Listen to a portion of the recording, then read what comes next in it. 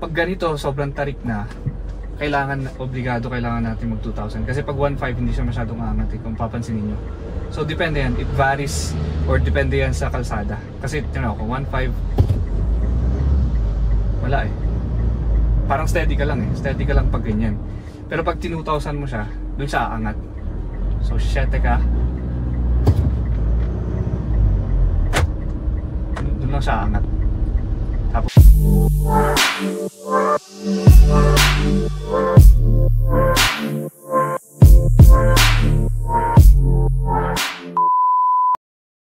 okay, so sa video na to guys, papakita ko sa inyo yung technique or mga diskarte natin, tips, and kung paano mag-drive ng manual sa uphill.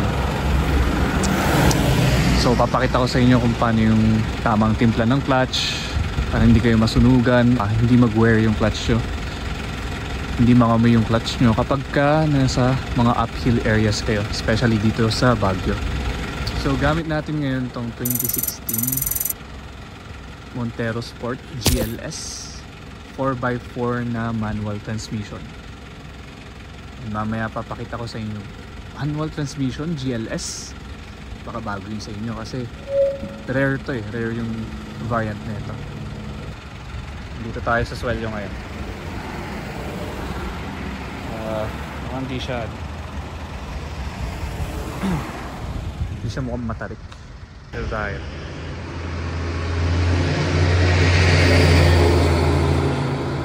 Swelyo. Pero sakto lang siya, hindi siya ganun katarik. Pero for the purpose of this video, papakita lang natin kung ano ba yung mga kailangan yung aralin or kailangan yung matutunan pagdating sa clutch control.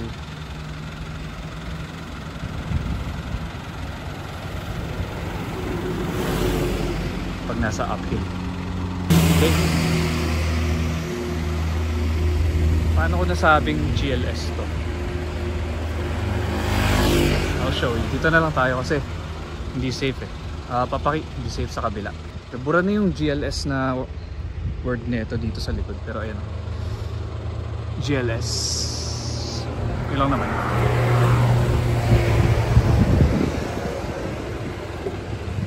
Tapos ito yung loob. So ito is stock leather seats. Ito yung leather niya pa since nung nilabas siya sa kasa. Ayan, hanggang sa likod. Hanggang dun sa 7-seater niya. Naka-leather yun. What else? Ano pa bang meron sa GLS? Makina, wala siyang pinagkaiba sa mga GLX, no? Iisa lang siya. So, yun lang talaga. Ang pinaka-major feature niya is ito. Makikita nyo dito. Kita ba? Ayan o, 4x4 siya. Na manual. Medyo faded na yung cambio natin. 2016 pa eh. Pero yun, ayan o, kung makikita nyo, meron tayong option ng 2H, 4H, 4HLC, 4LLC. So 4x4 siya. So dito na tayo sa loob. Masyadong maingay sa labas. Ano pa ba ang features nito bukod dito sa 4x4? Pero ito yung pinaka major, of course. Actually itong Montero na to may daya to eh, may cheat to eh. Tuusin hindi na dapat ako mahirapan sa uphill. So isa sa feature ng GLS na to is may hill brake assist siya. So hindi mo kailangan ng 7, hindi mo kailangan ng handbrake kapag kayong kunwari na traffic ka ng ganito tapos paahon. Pag nirelease mo yung brake mo, automatic yung hill brake assist siya na yung magbe-brake sa'yo. So hindi siya magre-release hanggat hindi mo na titimpla yung clutch, hanggat hindi mo napapaandar yung sasakyan. Doon na lang siya mawawala na lang yung hill brake assist niya or yung brake niya kapag natimpla mo na, kapag umarangkada na yung sasakyan mo paangat. Ito pa pala, ayan, push start. So hindi siya desusi, naka push start siya.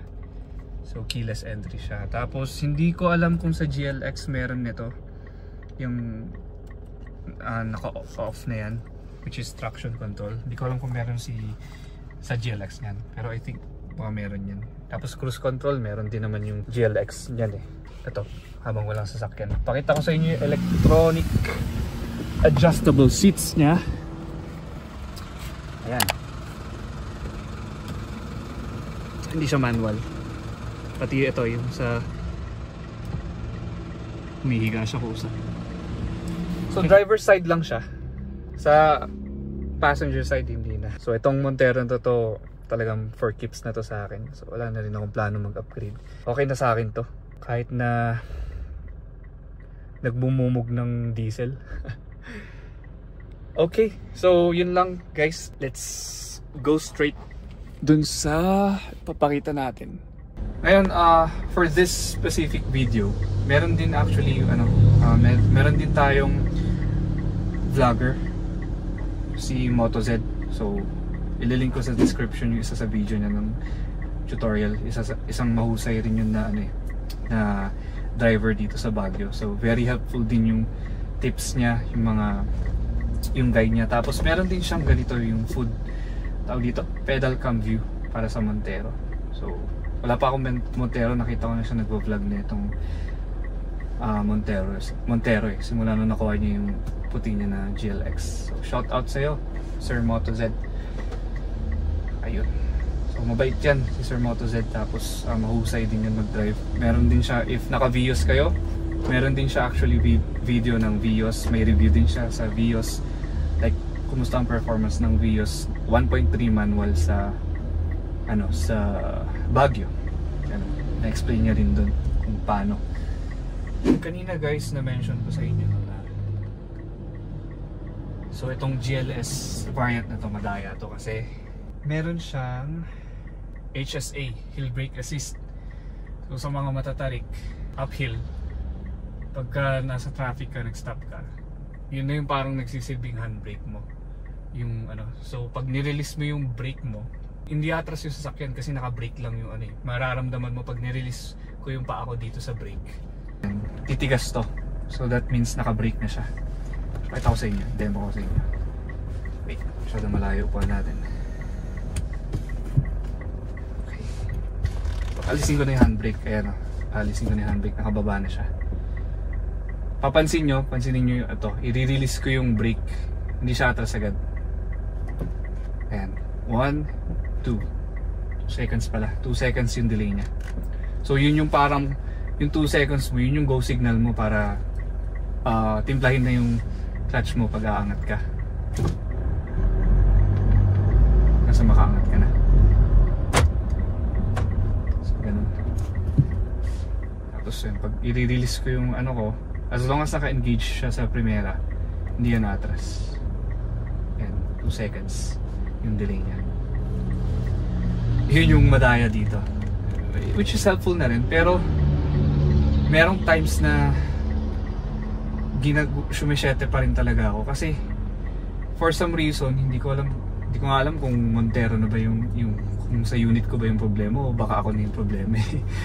So may times kasi talaga na like pag nagtitiwala ako sa HSA, namamatayan ako. Like kunwari di uphill traffic tapos okay na, go na ako. As in like instantly. Like alam ko namang nakokontrol ko yung clutch pero talagang biglaan na lang, gugulating ka na lang, mamamatay siya. Makikita nyo dun sa mga previous videos ko. Ganun siya. Okay. So to start off, meron tayong tatlong techniques na ginagamit sa uphill driving, no? Pinaka basic natin is handbrake method. So kapag kayong traffic, handbrake ka, yun yung pinaka safe para makaangat ka. Second is yung tinatawag nating siyete.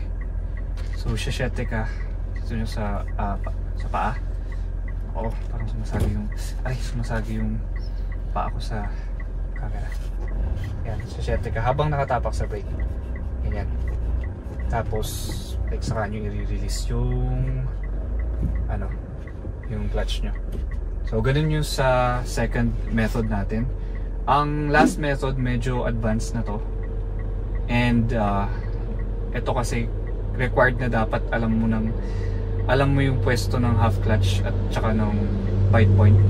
Ngayon, i-explain ko sa inyo kasi very crucial to kapag bago pa lang kayo sa manual or like Kasi sa patag okay lang eh. Usually kahit bite point lang kayo, okay na eh. Pero what if uphill na?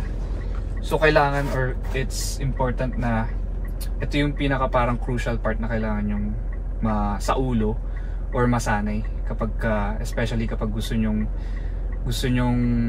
mag-improve sa pagdadrive sa uphill, which is yun nga, yung clutch control is in between half clutch and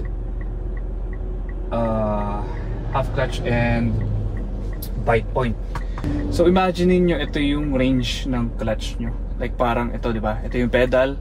Pag tinapakan nyo ng buo, ito yung floor. Ito yung dulo.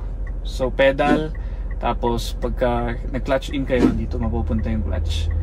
Ngayon, ang half clutch doesn't mean half talaga. Like parang literal dito sa half portion niya. Hindi. Ang half clutch is katabihan ng bite point, which is sa Montero. Alam naman natin na sa Montero, ang mga hydraulic clutch, or siguro dito lang sa Montero, malalim ang niya, malalim yung bite point niya. Masyadong mataas ang bite point niya. Bago dun sa, halos malapit na siya sa release. Ganun, kaya maraming nahihirapan lalo kapag baguhan kayo. So ang half clutch means katabi yun ng bite point. So sabihin, imagine niyo ito yung bite point, diba? Ito na yung release. Ito yung pedal natin eh. So pa-release ka na, ito yung bite point area mo. Ngayon, ang half clutch is nandito yan. Katabi lang ng katabi lang yan ng hindi yan dito sa gitna. Otherwise kasi pag dito kayo nag-half clutch at nagko-control kayo ng gasolina, dun nangyayari yung nangangamoy clutch or masusunog yung clutch nyo. So dapat ang pinakamaaral nyo, which is very crucial, yung half clutch na katabi nung tawag dito, ng bite point. So what do I mean by that? So ito ipapakita ko sa inyo, i-demo ko sa inyo. For now, meron kasi tayong hill brake assist eh. Pero mag slow pacing na galaw, like for example nasa slow traffic tayo, so obligado kailangan natin mag control ng clutch. So dun kasi kapag ganun, kailangan mo laruin yung accelerator pedal at yung clutch in between half clutch or bite point. Dapat dun lang naglalaro. So kumbaga parang yung paa mo, kunwari na traffic, di ba? Umaandar ka na traffic, so magfo-full clutch ka, tapos idadala mo siya agad dun sa sa half clutch, hindi dito sa gitna, half clutch nakatabi ng bite point. Kasi pag nag-uphill kayo, pag sa patag walang problema eh, mag bite point kayo okay lang eh, walang problema sa sasakyan yan. Kaso once na nasa uphill na kayo, kapag laging nagba-bite point kayo, may tendency mamatayan kayo. So yun, ang gagawin nyo lang dun, yun yung pinaka-crucial part na kailangan nyo pag-aralan, no? So ang pwede nyong gawin, let's say taga Manila kayo or nasa patag kayo na area, Pangasinan, hanap kayo ng alam nyong medyo slope or mataas na area.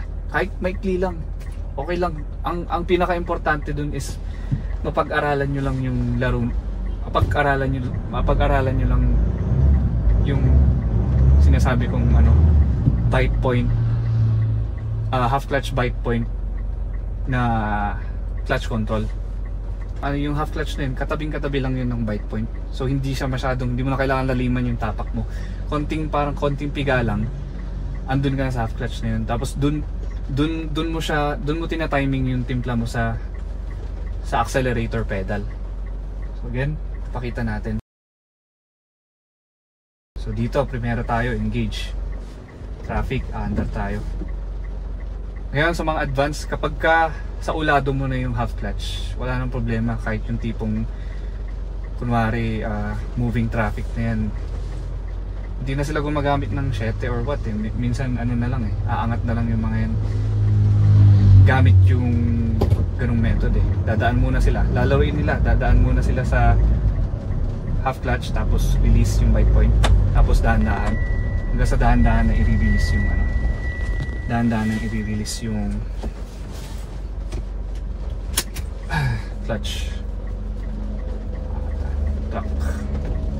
Medyo nagiging busy yung kalsada, dumadami yung umakyat.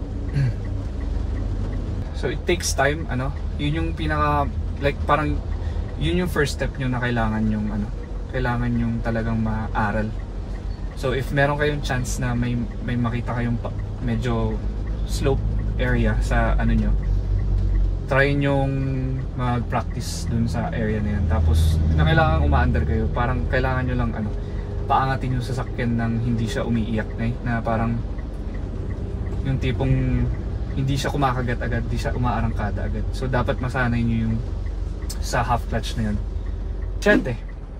So pinakita ko lang sa inyo yung, kasi kailangan yun kailangan nyo makakuha yun, lalo kapag mabagal yung pacing ng traffic. So kailangan nyo matutunan or kailangan nyo maasaulo yung bite point at saka half clutch nung sa Montero nyo. Ngayon, 7 is basically there's two ways na ginagawa ng mga driver Meron yung iba na ito, yung pinaka-heel nila, pinakadulo ng sa paa nila, yun yung pinantatapak nila. Like itong portion na to ng paa nila, pinantatapak nila yan. So habang naka-brake sila, di ba? Tapos sa sideways yung paa mo, itatapak mo lang ng tapos lalaruin mo. Dapat titingnan mo yung galaw nung RPM. So pag mga standard na tarik lang, 1.5 okay na sa Montero makakaangat na yan. So pakita ko sa inyo, kamera tayo.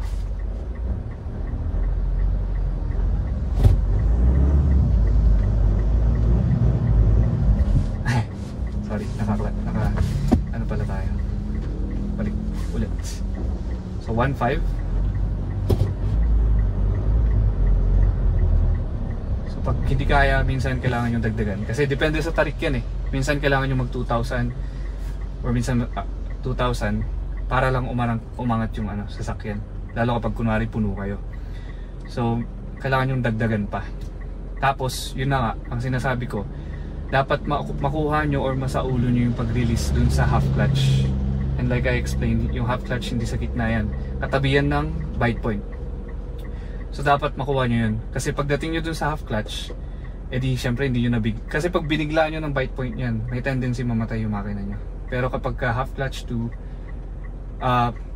like clutch in to half clutch agad, konting movement nyo na lang habang nilalaro nyo yung gagalaw na yung sasakyan nyo. Pag ganito sobrang tarik na, obligado kailangan natin mag 2,000, kasi pag 1.5 hindi siya masyadong aangat kung papansinin nyo. So depende yan, it varies, or depende yan sa kalsada. Kasi kung 1.5 wala parang steady ka lang pag ganyan. Pero pag 2,000 mo siya, dun siya aangat. So 7 ka, dun lang siya aangat. Tapos bigla siyang babagsak kasi nag-release ka na ng clutch, tapos paangat na yan. So ganun. That's how it works para sa 7. Yung sinasabi kong ginagawa ng iba, it's just a different form of 7, no? Instead na ganito, instead na ito yung dulo ng paa nila yung pantapak sa accelerator, baliktad. Meron yung iba na yung dulo ng paa nila yung nakatapak sa brake, tapos ang pang-accelerate nila is ito namang harap ng paa nila. So depende na yun sa inyo kung saan kayo mas komportable, kung sa tingin nyo like ano yung mas komportable sa paa nyo. Pwede nyo pag-aralin yung ganon, pwede nyo rin pag-aralan yung pakabila. And ako kasi dito ako nasanay, so hindi ko alam yung pag-ganon. Yun. Pero yeah, in terms of 7, pinaka-expert yun si Sir Moto-Z. Pero yun. Tapos yung last is, which is for yung sinasabi ko sa inyo, kasi magagamit nyo rin to kapag minsan kasi hindi naman required mag full stop, lalo kapag yung ang bagal lang ng flow ng traffic. Hindi pwedeng full stop ka ng full stop May times na talagang kailangan mong nakababad sa clutch. For example, pakita ko sa inyo. Handbrake. Atras muna tayo. Okay, balik tayo dito. So yan, nasabi ko, yung sa intermediate or more advanced na pagtimpla ng clutch, so ito dapat talagang sa ulado nyo na yung pwesto ng, or sa ulado nyo na yung paglaro, pag-control ng half to bite point, half to bite point, habang at the same time tinitimpla nyo yung accelerator, which is yun yung dinadala nyo sa 1000 RPM. What if biglaan? Kasi biglaan, di ba? Biglaan yan. So syempre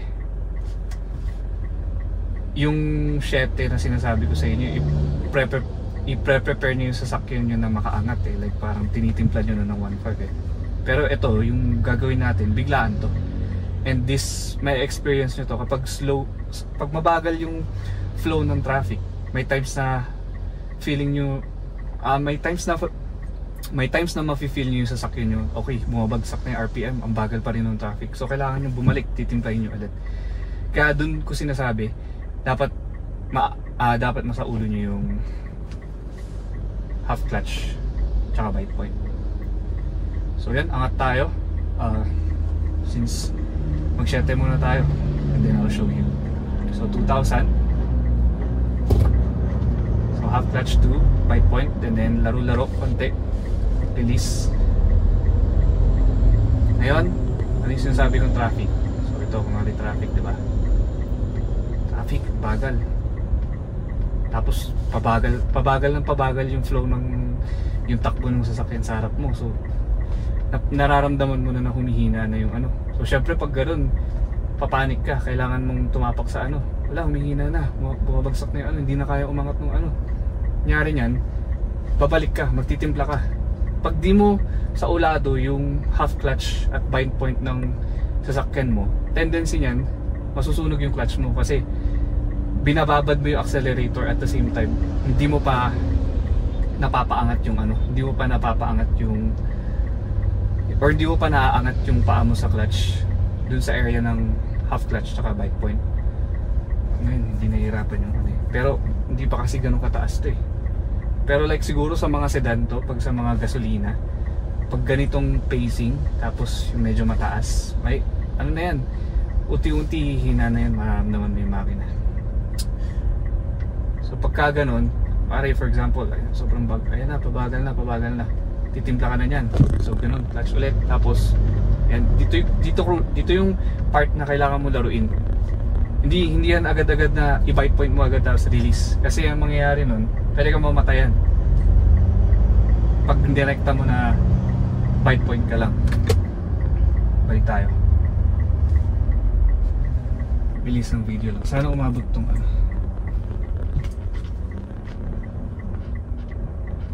So ito, yung ginagawa ko kunwari yung ganun. Di nasa ano na ako, nasa bite point ako, pero bumabalik ako dun sa half clutch. Konti lang, konting tapak lang. Tumatapak ako konti. Kasi kung nakababad ako dun sa bite point, habang umaandar, may tendency na mamatayan ako. May tendency na mamatayan ako. And it's the same kahit sa Vios na toto, di naman ako. Yung pinagkaiba sa Vios, as in bihirang mamatayan ako dun.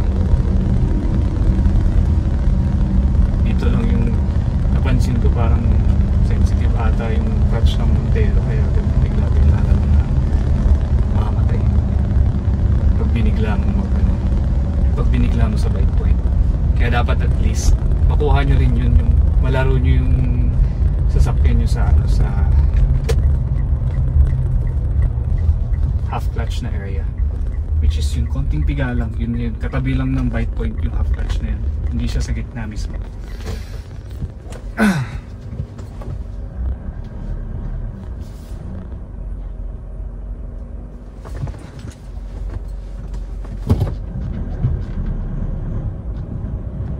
Yung sa mga expert, lalo sa mga jeepney drivers, yung mga veterano na talaga sa Baguio, mga batakyan, yung mga yan, hindi ko nga alam, hindi na ata gumagamit ng 7-7 yung mga ganyan eh. Talagang yun na lang yung pagtimpla nila ng clutch eh. Doon na lang sila nakabase, gamay na nila eh. Sanay na sila.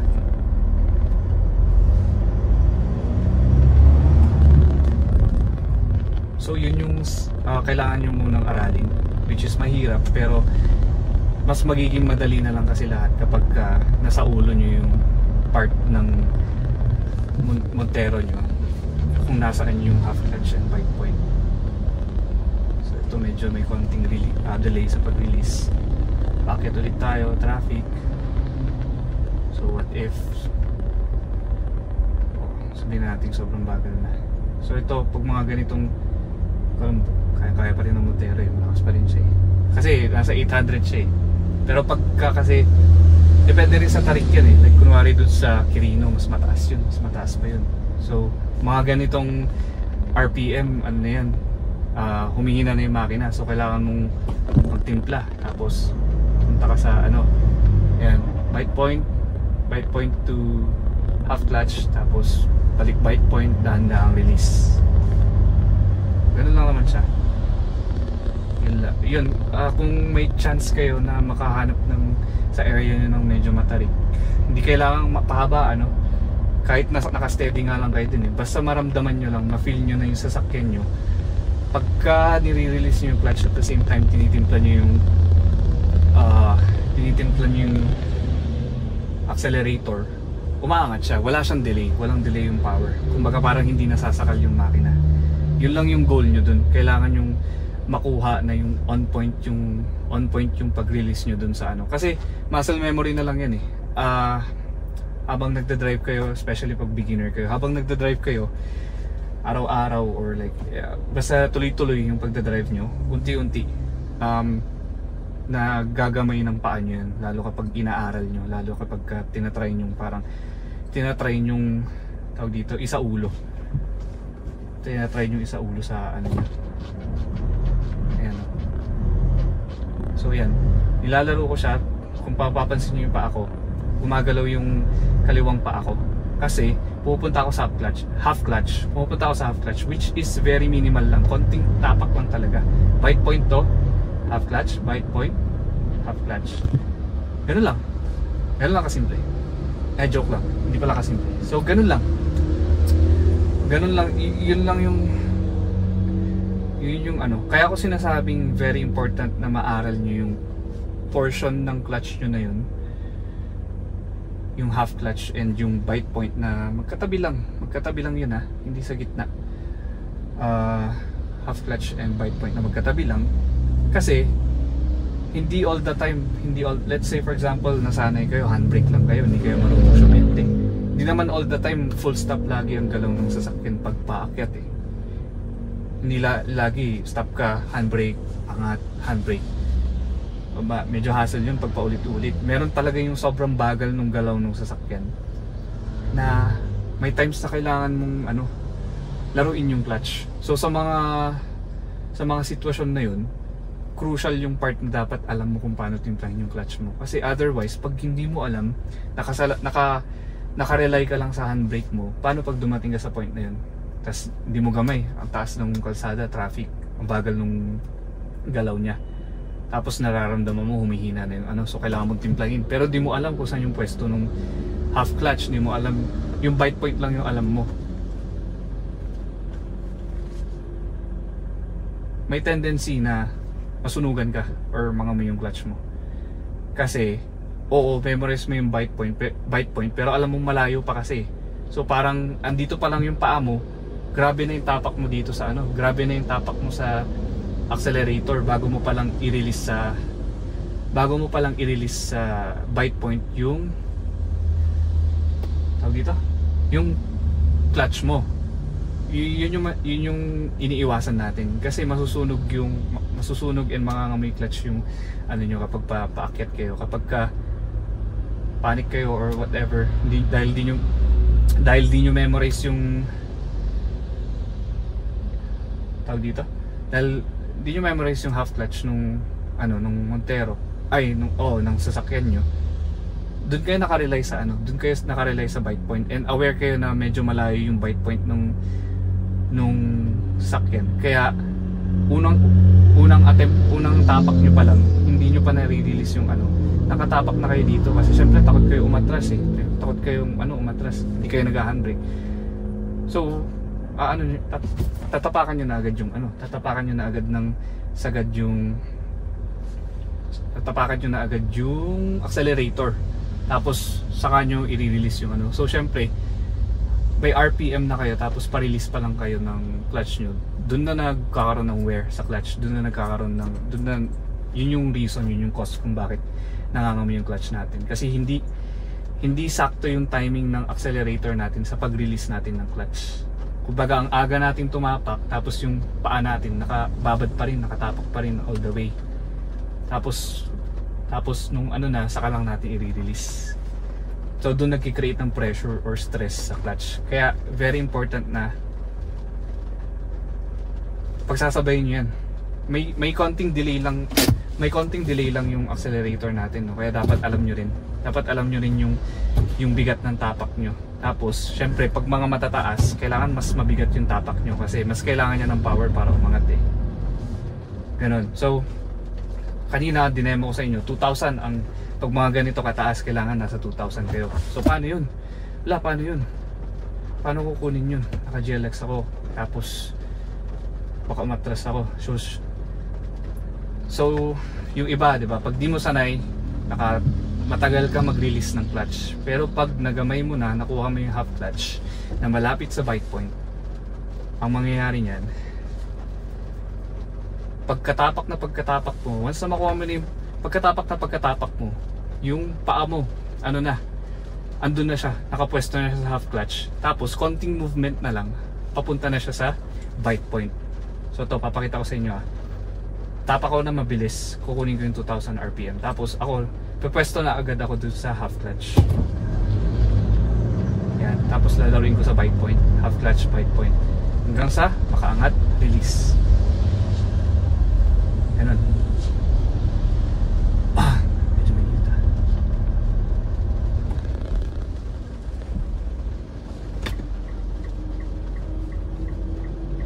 I'm so sorry, man.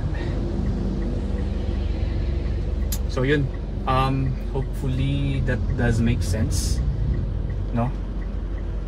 So yun kasi yung yun yung isa sa mga rason kung bakit may mga nasusunugan ng clutch, may mga nangangamoy ang clutch. Kasi oo, memorize nila yung bite point eh. Like sa normal driving, kapag ka nasa patag ka, alam mo kung kailan mo i-release to bite point, alam mo yun. Pero ibang usapan kasi kapag ka nasa ganitong uphill kayo, pag nasa taas kayo, dapat makuha nyo hindi lang yung bite point, dapat alam nyo rin kung nasaan yung half clutch. So again, ang half clutch hindi yan sa gitna, katabi yan ng bite point. Okay? So konting tapak lang, like kunwari nasa bite point area kayo, tingnan nyo yung paa ko, nasa bite point area kayo, ito yung bite point area. Ang half clutch, konting tapak lang habang nilalaro nyo yung accelerator, habang ay hindi pala ako naka-handbrake. Handbrake muna tayo for safety. So ayan, bite point, kunwari naka bite point kayo, tapos habang nilalaro nyo to, konting tapak lang, which is yun yung half clutch. Hindi yung all the way habang nilalaro nyo to, dun nasusunog yung clutch natin. Kaya dapat ma-memorize nyo muna yun. So bite point, tapos half clutch. At ulit tayo. Bite point ako, half clutch. Tapos pag alam ko nang kaya na umandar, angat tayo. So yun guys, I guess yun lang muna ang i-ano sa inyo. Balik na tayo. At mag-aircon na ako. Lamig. I mean mainit. Ito, okay, medyo nabitin siya. Balik tayo sa ano. So yan. So yun, bago pa lang ako tumapak sa gas, since memorize ko na yung half clutch part ng clutch ko, alam ko na kung saan pupunta yung pa ako. Kaya yun yung sinasabi ko sa inyo, yun yung pinaka-importante na makuha nyo, maaral nyo. And pag may chance kayo na may makita kayong pataas sa lugar nyo, kahit hindi kailangan mahaba yan, kahit parking nga lang na mataas, dun umwesto kayo dun na nakaangat, tapos paandarin nyo lang yung sasakyan, pakiramdaman nyo na okay, nalalaro mo ba, or like tawag dito, tama ba yung timpla mo, tama ba yung clutch control mo, papakiramdaman mo, nakukuha mo na ba yung half clutch, konting piga lang, bite point, konting piga, nakukuha mo na ba, tapos saka ka umangat, paangatin mo yung tapos balik ka ulit, tapos ka ulit sa area na yan.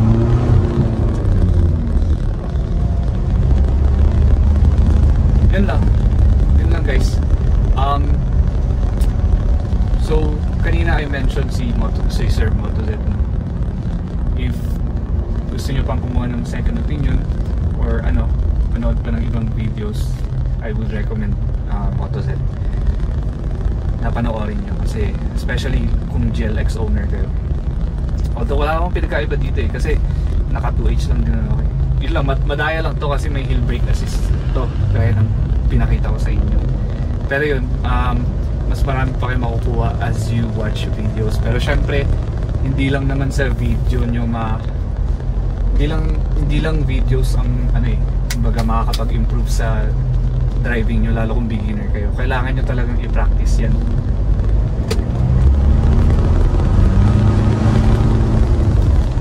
Kailangan nyo i-practice yan. Practice. Kasi lahat naman tayo dumaan sa beginners, lahat naman tayo dumaan sa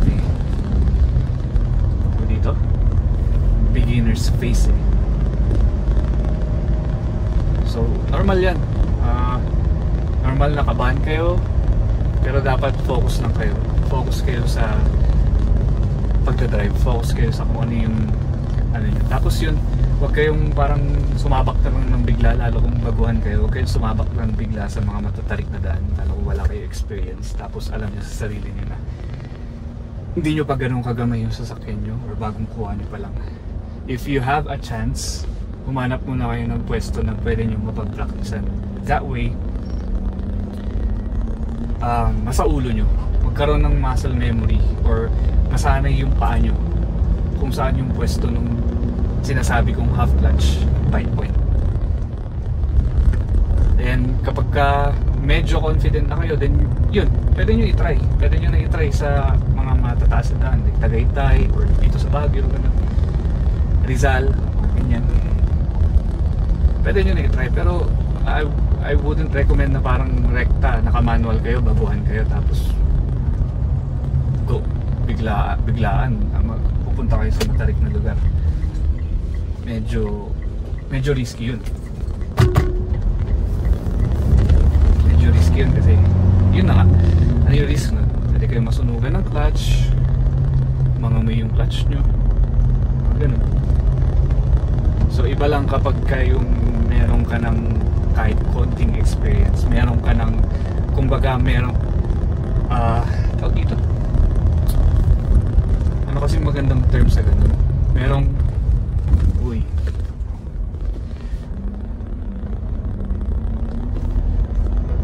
meron ka ng meron ka ng idea, meron ka ng sariling experience kung how does it work, paano ba siya gumagana, like, ano ba yung half clutch na yan, ano ba yung bite point na yan,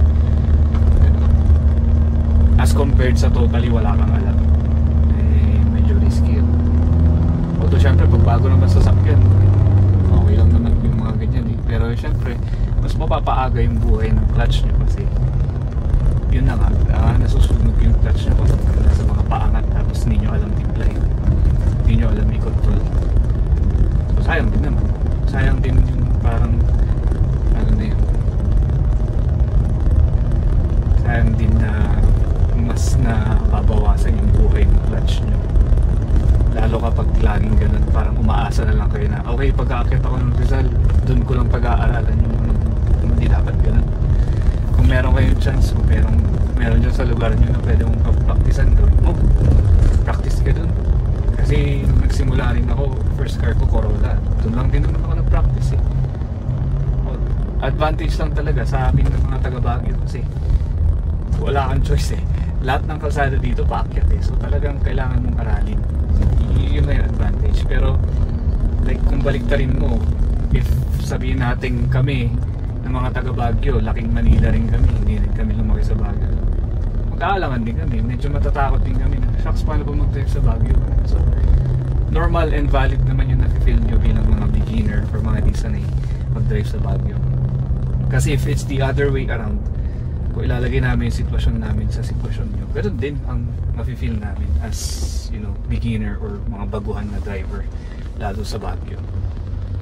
So yun, to wrap this up, for sure meron din tayong mga Like kung meron mga nanonood dyan ng mga Baguio drivers, mga veterano dyan, or lalo mga jeepney or truck drivers, kung meron kayong pwedeng may dagdag na tips natin, comment nyo lang sa ating or add nyo lang sa comment section para matulungan natin yung community ng mga manual drivers, especially dun sa mga gustong masanay sa uphills. Okay, so balik na tayo. Lumabas lang talaga ako para gawin yung video na yun. Hopefully makatulong yun sa marami. Kaya huwag kayong matakot. Huwag kayong matakot na kung gusto nyo like baguhan kayo, gusto nyo bumili ng manual, huwag kayong ma-discourage. Mag manual kayo kasi dadaan naman tayo sa dadaan naman tayo sa simula dadaan tayo sa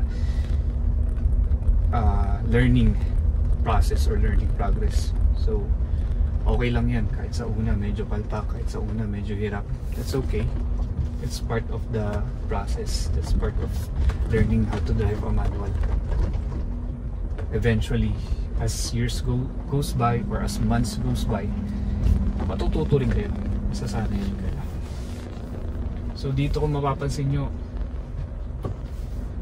hindi kasi tayo pero next time pag nag city drive ako, magpe-pedal cam pa rin tayo. At ayun na nga, full storage din isang phone. Hopefully na-capture nyo yung mga importanteng details. Kailangan ko pa i-match yung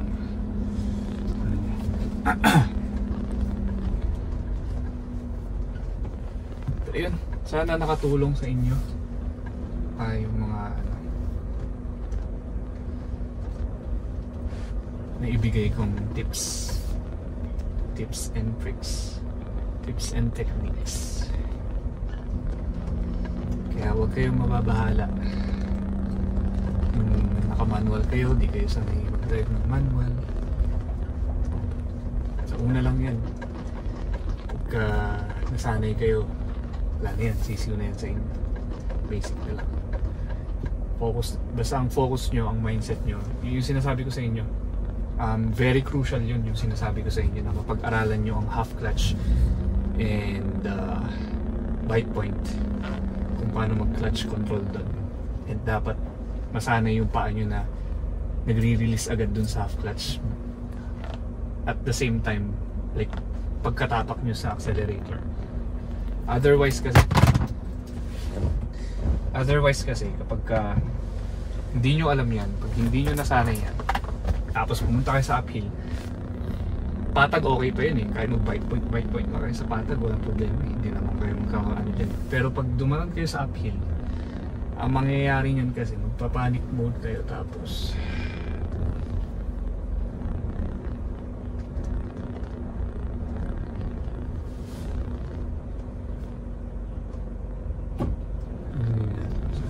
papanik kayo. So ending nyan, nabababad nyo yung accelerator, paakyat. At the same time, hindi nyo na re-release yung clutch nyo, hindi nyo natatiming yung clutch nyo na maayos. Kasi ang alam nyo lang, bite point lang So ang goal nyo lang dun, okay, kailangan ko makapunta ng bite point. Pag hindi naging successful, balik ulit, full clutch ulit, tapos rekta bite point. Pero ang nangyayari, nagpapanik kayo, tinatapakan nyo na agad yung accelerator. Hirap bumelta na ito, may motor Ano, papark yan kuya, nakabalanda yan. Wala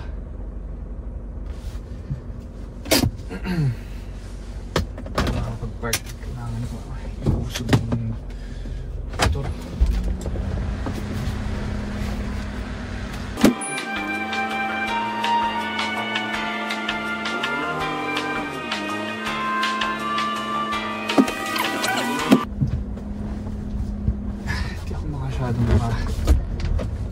Kailangan ko kasi isagad yung sasakyan dito sa pinakagilid para may space dito, kasi kapag lumiko ako agad dyan, tatama yung likod ko dito sa poste. So dapat meron kang allowance sa pagliko mo. na yung sasakto lang.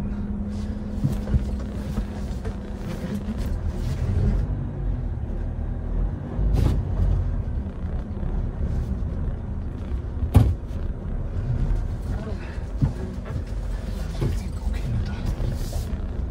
Silipin na lang natin dito.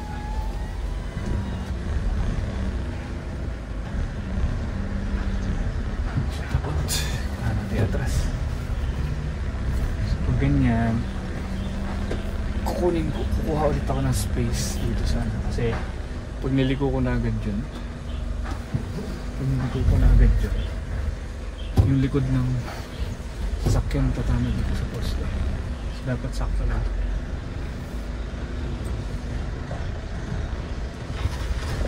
Kasang sa loob natin ulit atras, hindi natin nakuha.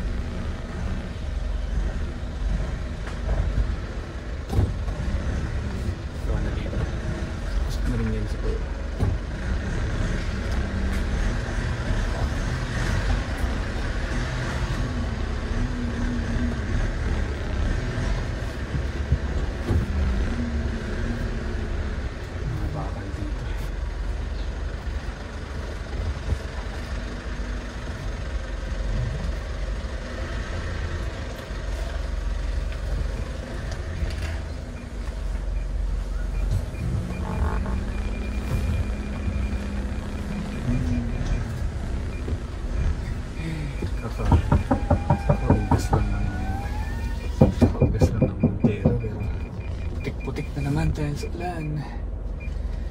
Yes. Off-road tires pa naman. Madumi ka na naman. Wait lang. Sasabit yung ano natin sa poste. Just